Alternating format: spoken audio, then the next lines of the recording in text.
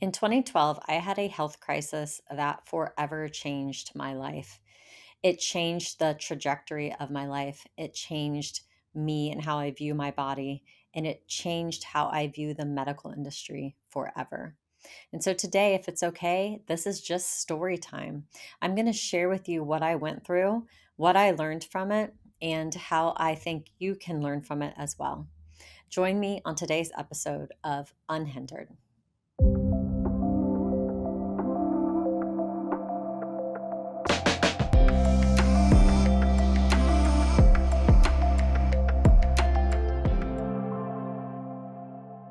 What happened in my life in 2012 at the time felt like the worst thing that could ever happen. But looking back, I realized that it really helped me to live an unhindered life because of all the things I learned from it.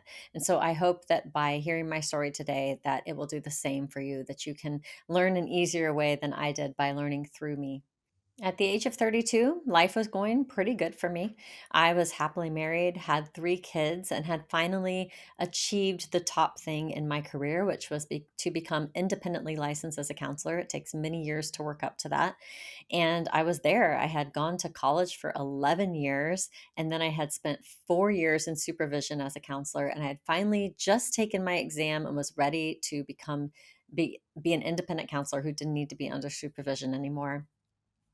And I began to experience some weird health symptoms. The first thing that happened was that my arm, I think it was my right arm, so hard to remember now, started tingling. Like it felt like kind of like it had fallen asleep, like it wasn't getting blood to it. And I had a kink in my neck. Again, I can't remember which side it was, but it was like a kink, a real tight, like pinch that would never go away.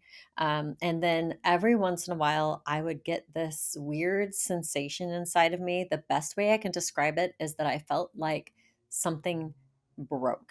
like like when your car's rattling, you're driving down the road and you hear like a rattle in your car. I didn't hear a rattle inside of me, but I felt it. I felt like something somewhere in there kind of came loose and broke and it was rattling, and I needed to take myself into the shop and get fixed.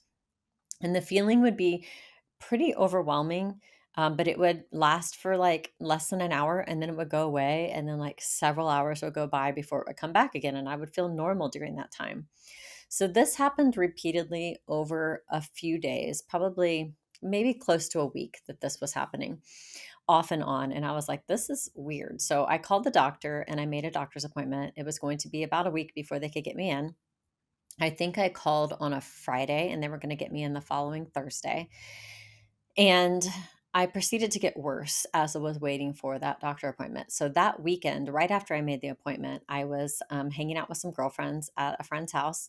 And I felt like the only thing I could just describe it as that I knew at the time was it felt like maybe I was having a heart attack. My heart was racing really fast. My arm was numb and tingly, and I had severe chest pain. Again, I was 32 years old, not overweight, no history of health problems, but it really freaked my friends out. So they called 911. They took me away in an ambulance. They It was really nice. I had a lifelong friend's husband was the person in the back of the ambulance with me, so that was comforting. And he was like, tell me if you really think you're having a heart attack. Like, tell me, but I'm going to give you stuff that's not going to be very pleasant. So, like, don't tell me that if you don't mean it. I'm just like freaked out all the way to the hospital, riding there, and get there, and they do a bunch of tests on my heart. They say, we can't find anything. We can't find anything wrong with your heart. Your heart seems fine. You're young.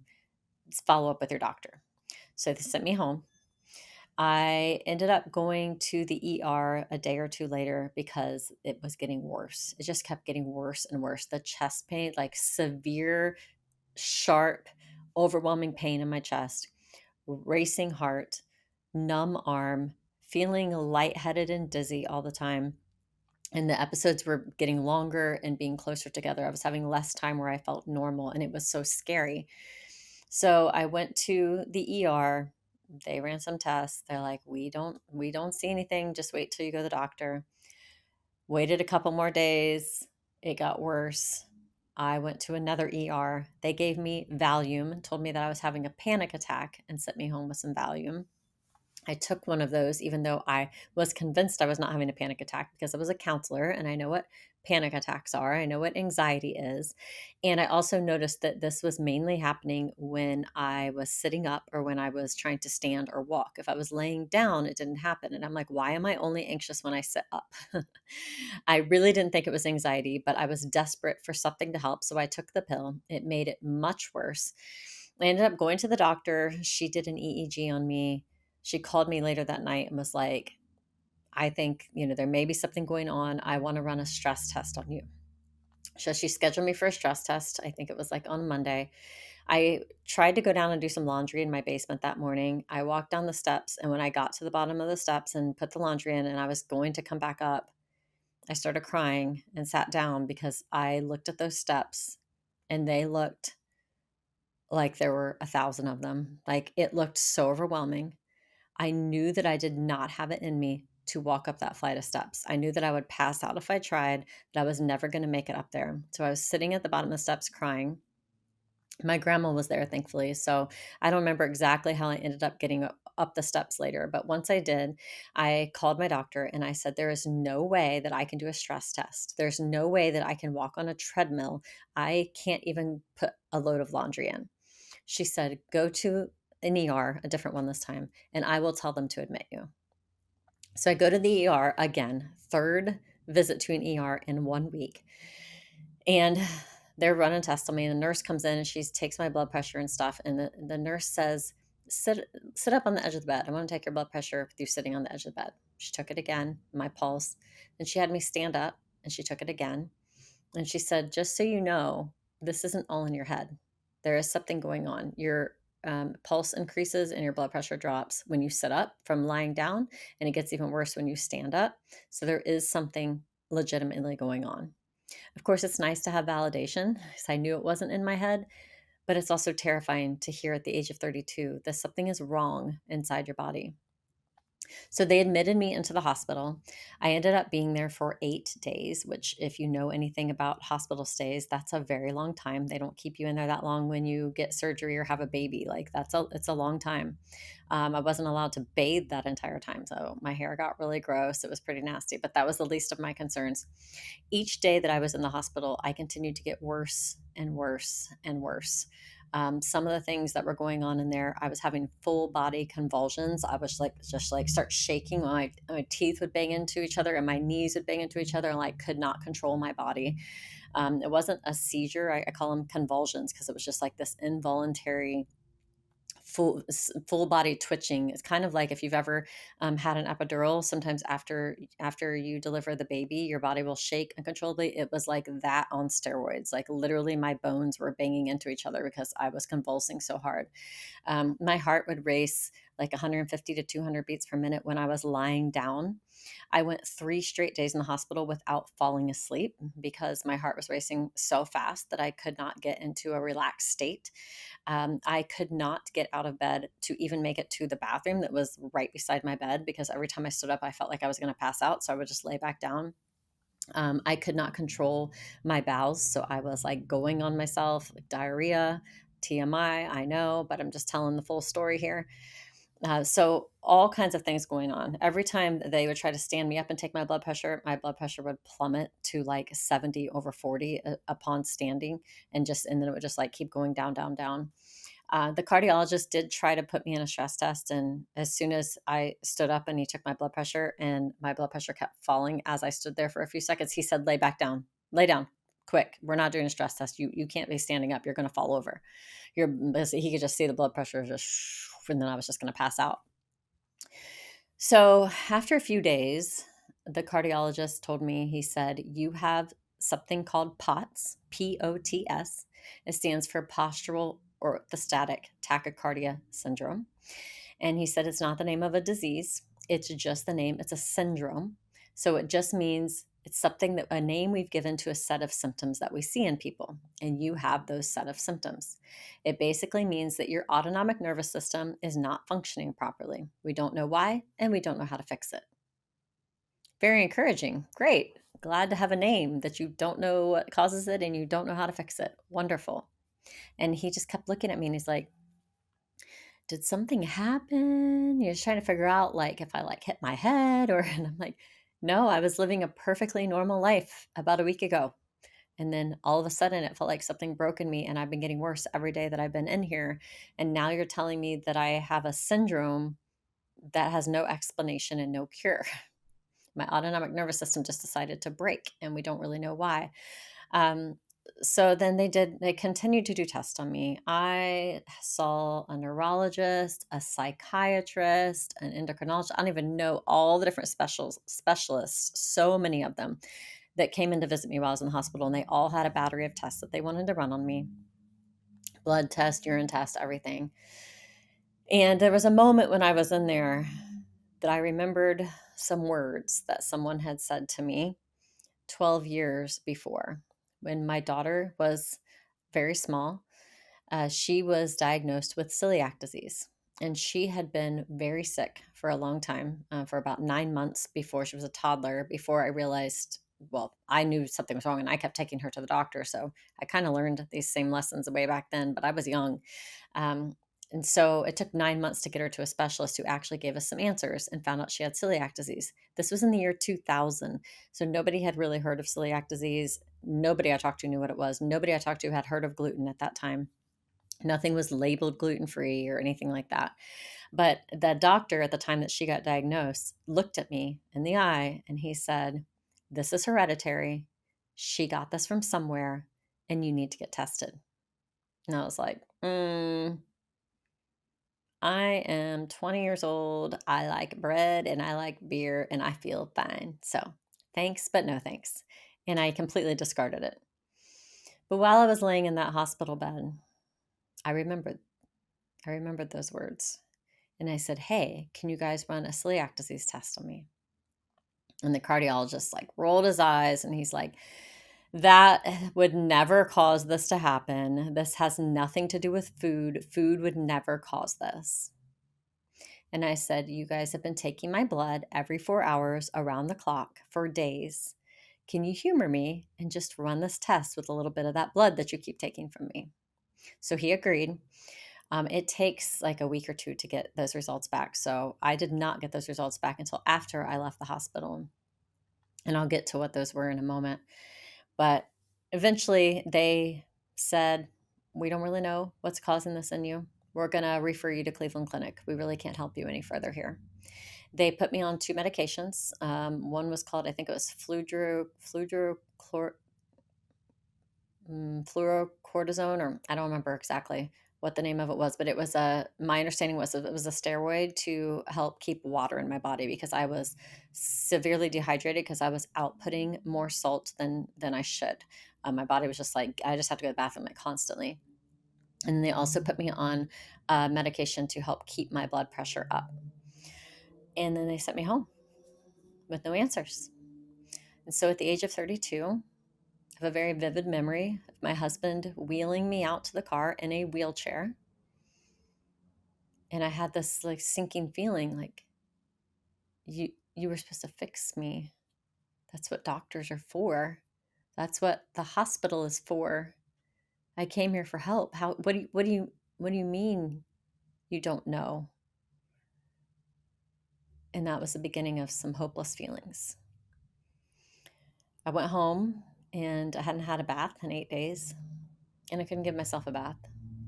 So we got a shower chair and I sat in the shower chair and my husband washed my hair and bathed me.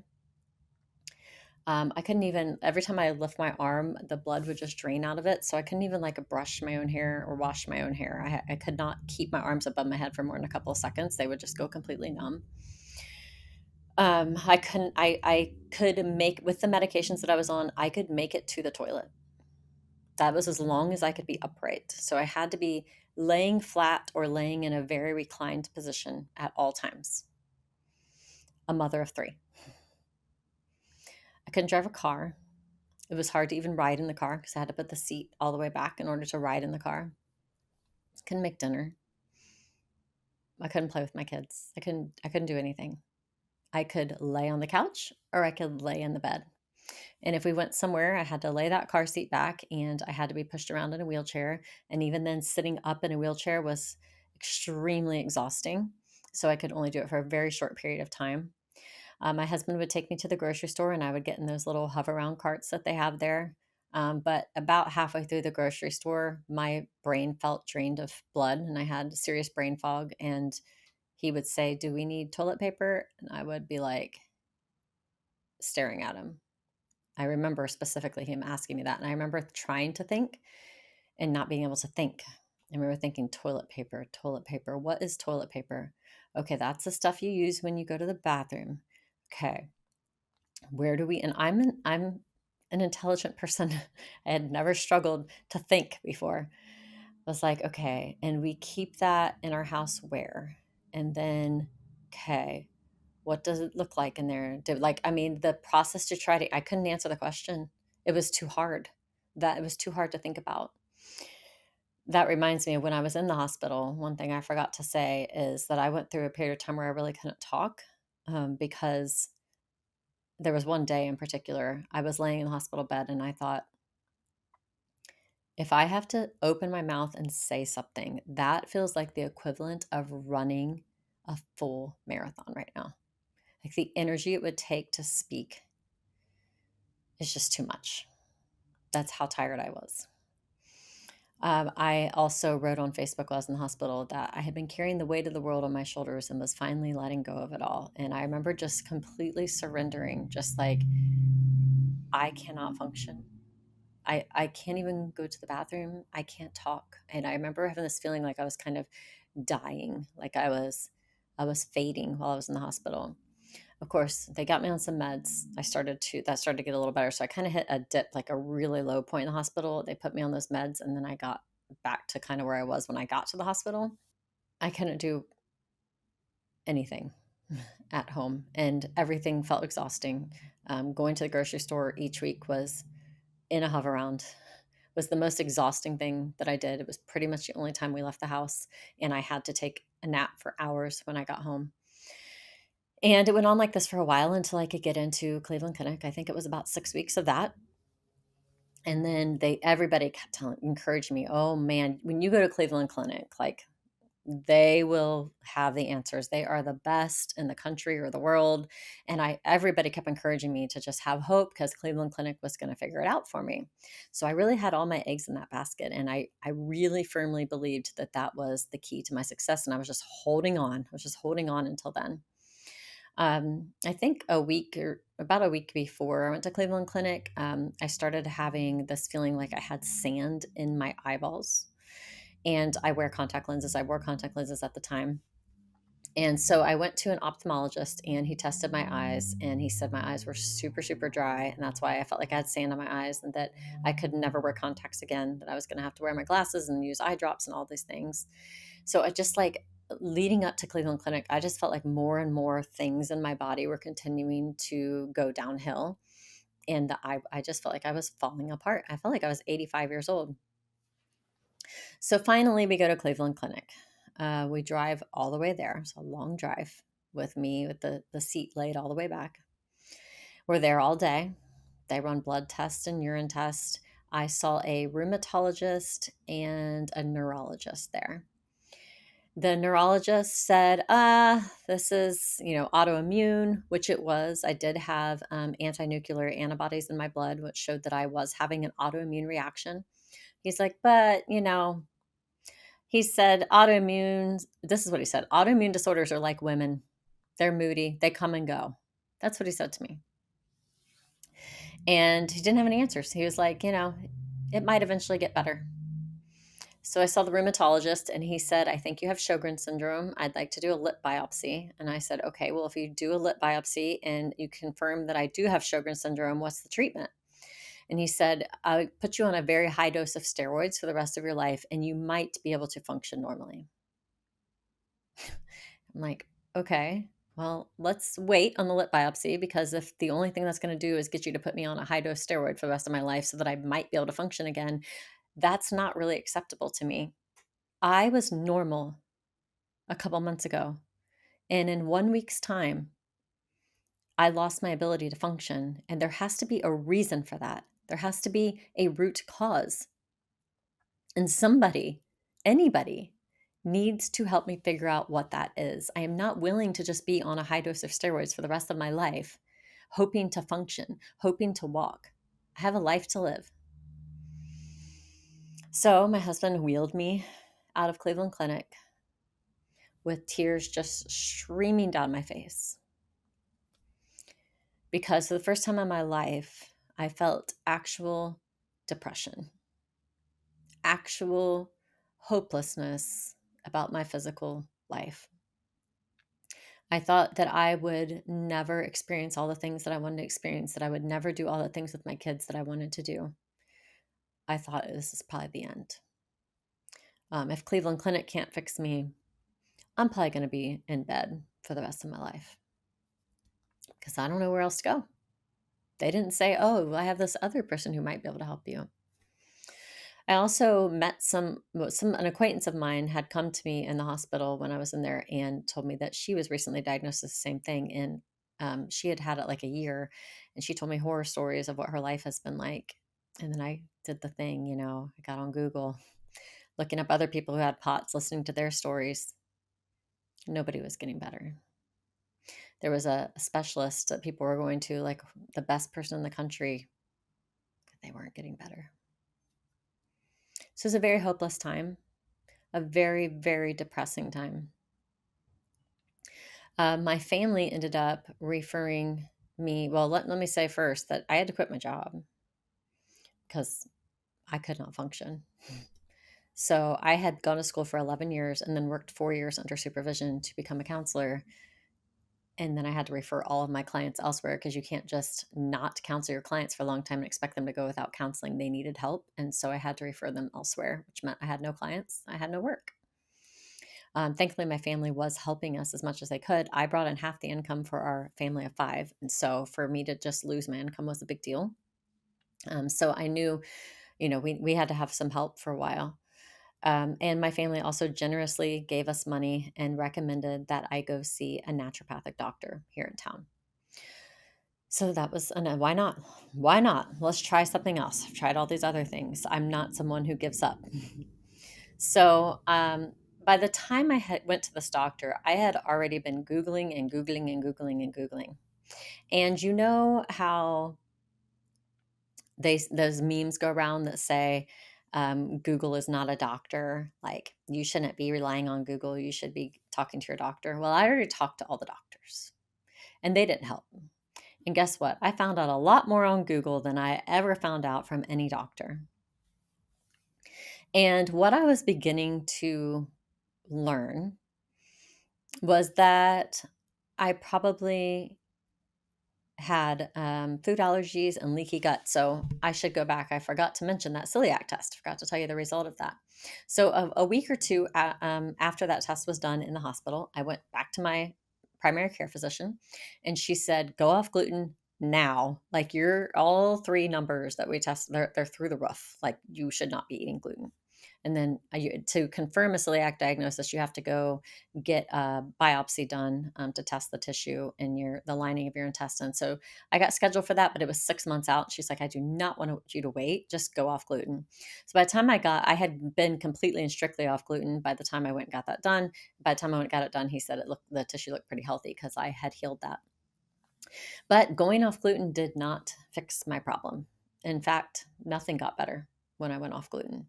But I stayed off it because I was trying to do anything and everything I could to be healthy. I also decided, as I was doing my research on Google, I realized that if I had a gluten allergy, I might have a leaky gut. And so therefore, I might have developed further food allergies.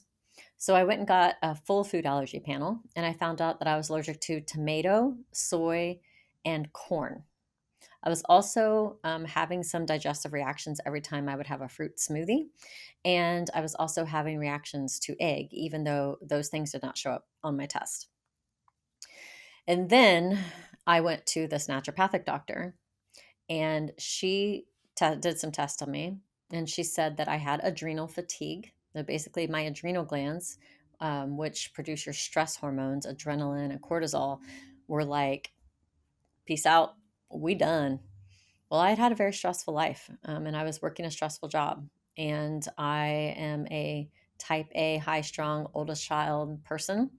And I was holding a lot in. I had been holding a lot in for a long time. And my adrenal glands finally said, we cannot keep up anymore.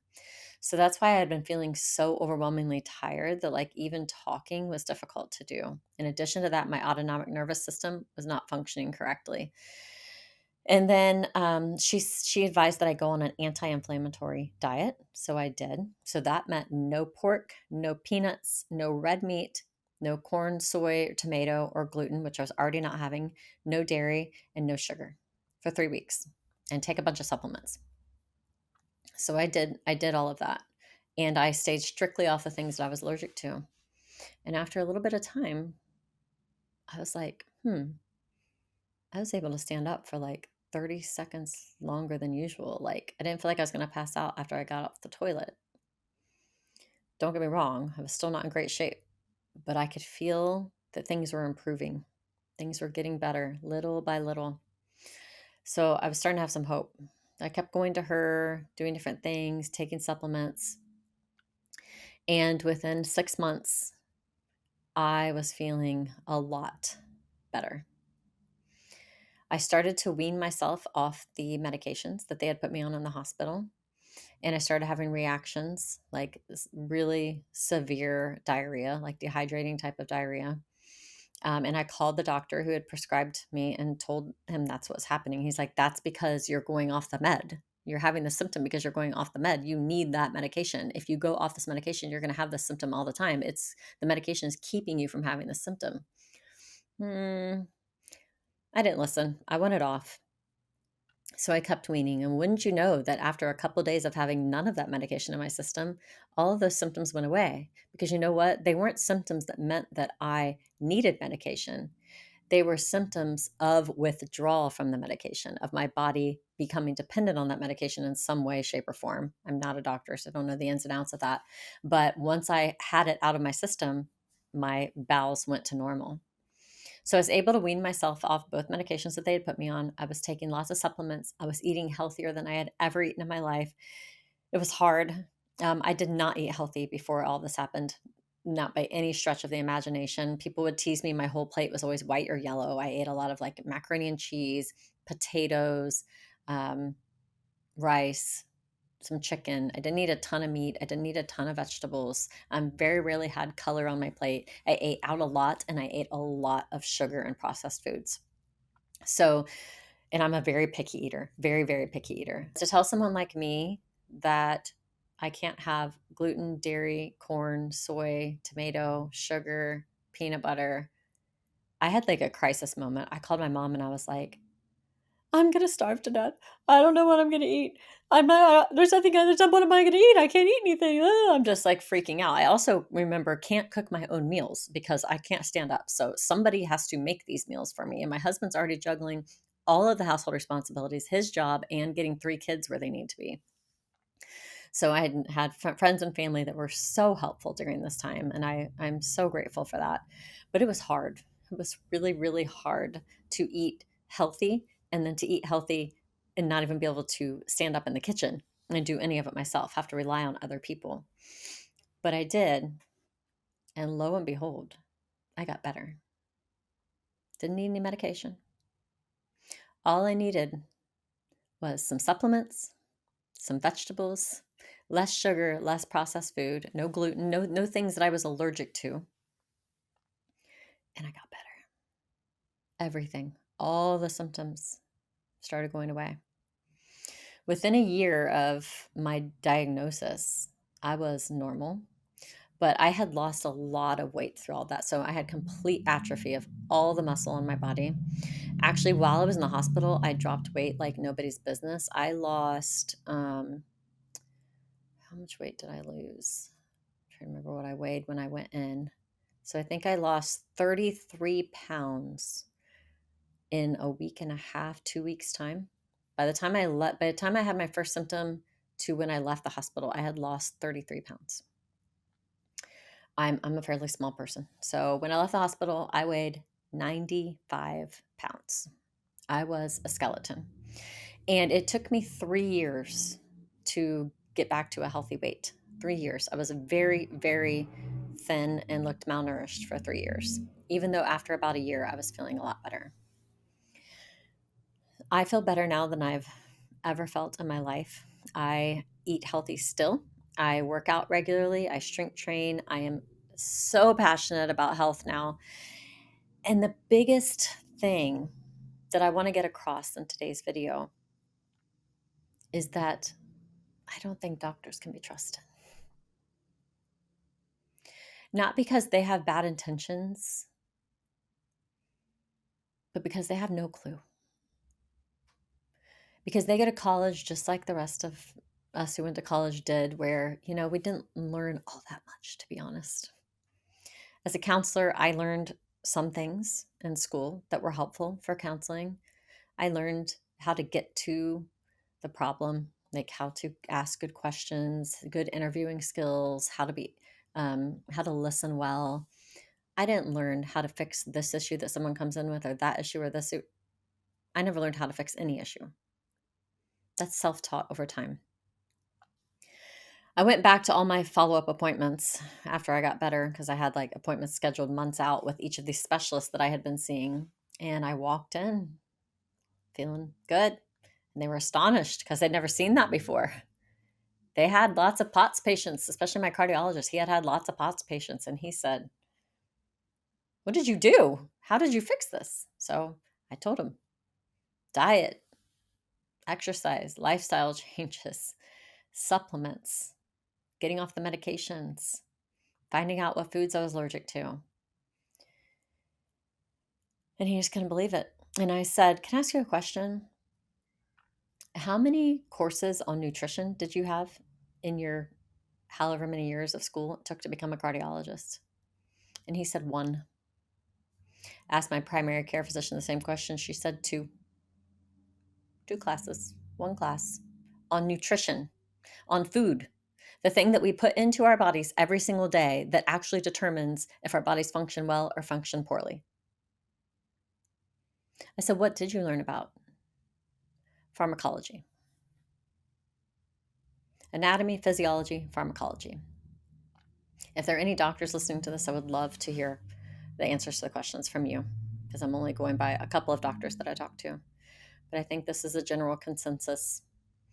I went on to learn lots of things that maybe I'll get into in another episode as I did some research on this. But the pharmaceutical companies joined the boards of most major universities, ended up donating lots of money, being able to infiltrate the curriculum and write the curriculum for a lot of medical schools. And so basically, all the curriculum is how to sell pharmaceutical drugs to people, how to manage their symptoms with pharmaceutical drugs, not how to get at the root cause, not how to heal, not how to fix. A lot of you already know this, but when I went through this, I didn't know that. I had no idea. I just trusted what you learned growing up. You have something wrong, you go to the doctor, they fix it. If you have a broken arm, yeah, that's probably true. If I have a broken arm, I'm going to go to the doctor, they're probably going to fix it. But when it came to what I was going through, they couldn't fix it. They were so segmented. I had one doctor for my nerves, one doctor for my heart, one doctor for my hormones. Every part of my body had a different doctor, and none of them were communicating with each other. And I was like, wait, all of these things went wrong at the same time. And the reason they all went wrong at the same time is because they all have to do with my nervous system. But the neurologist didn't have any answers for me. He's just trying to figure out what kind of medication to give me to help manage the symptoms. I could have been on high dose steroids and in a wheelchair for the rest of my life if I had listened to those professionals. And a lot of people out there with POTS are in that situation.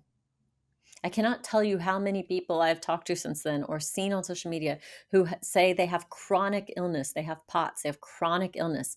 I don't have chronic illness.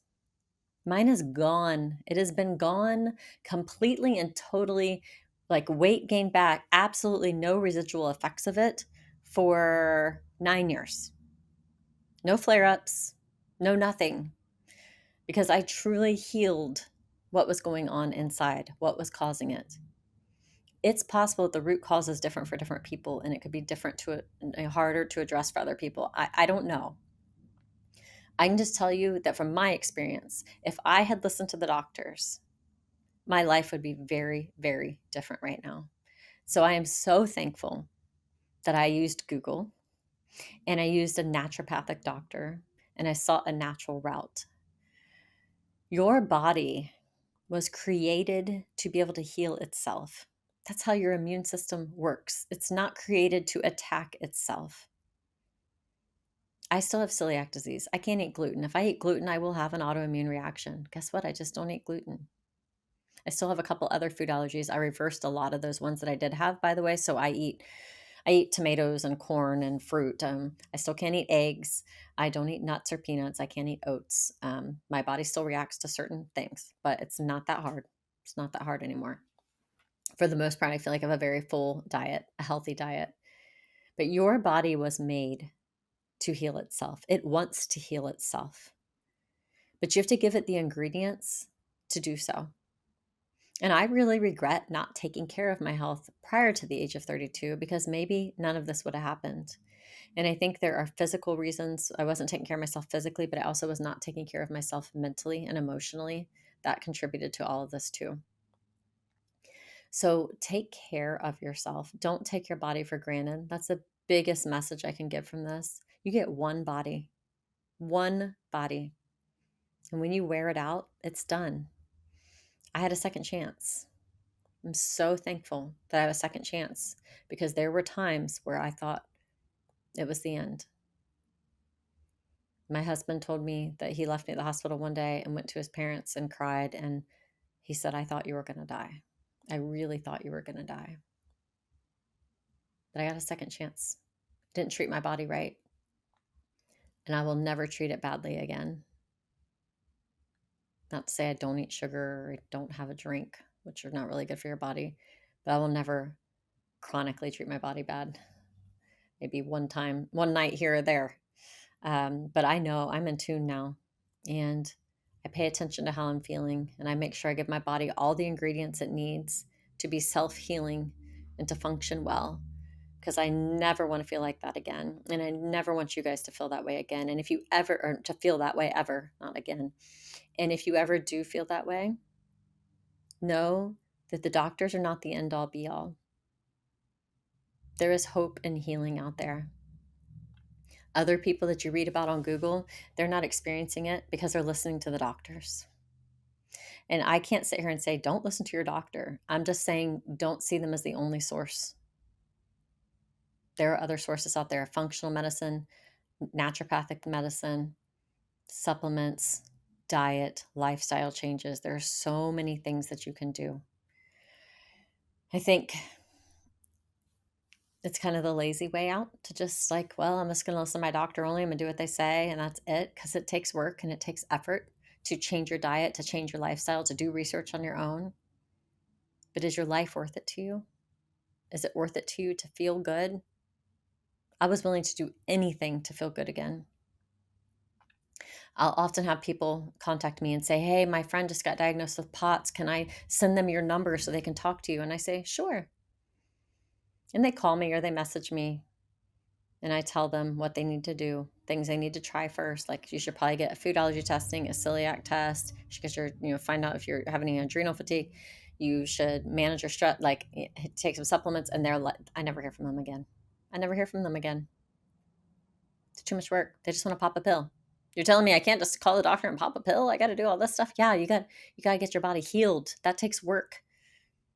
One thing I learned that's helped me live a more unhindered life is that food is medicine. Food is just as powerful as those pharmaceutical chemicals, patented drugs that are not natural as they are. But it doesn't work as quickly. You can pop a pill and it can work right away. You eat vegetables, it might take months, but you'll get there. You'll get there and you won't have all the side effects of the drugs. You are worth the effort. So that's my story. That's how I learned not to trust in the medical industry. That's how I learned the value of food, that food is medicine. That's how I learned to get in tune with how I was feeling, pay attention to when my body feels a little bit off. And it has been so great because I've been able to help others, including my own family, my own children, to develop healthier habits. And now I'm going to be healthier than I ever would have been living the life that I was living before. I hope the same for you. I hope that if you are not feeling well, that this video was helpful to you. And I'd be happy to answer any questions anybody has in the comments. And I pray that if you are well, that you will not take that for granted and that you will stay well because you will take care of your body. Please like this video if you enjoyed it. Please click the little like thing and please subscribe and please share this. Share this with anybody that you think could use this information.